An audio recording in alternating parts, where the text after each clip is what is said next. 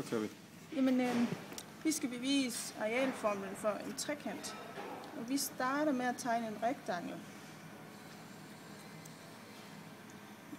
Og vi ved, at arealet er en rektangel.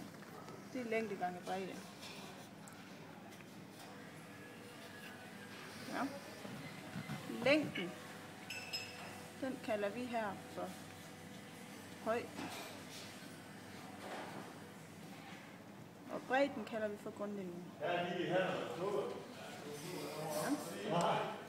Så tegner man en diagonal gennem rektanglen.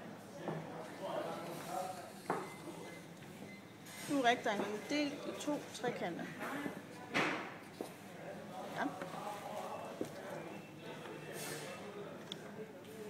Så tager vi højden gange med grundlinjen. Og så deler vi med 2, fordi vi har delt rektanglen i 2 trekanter. Nu har man arealformen for en trekant.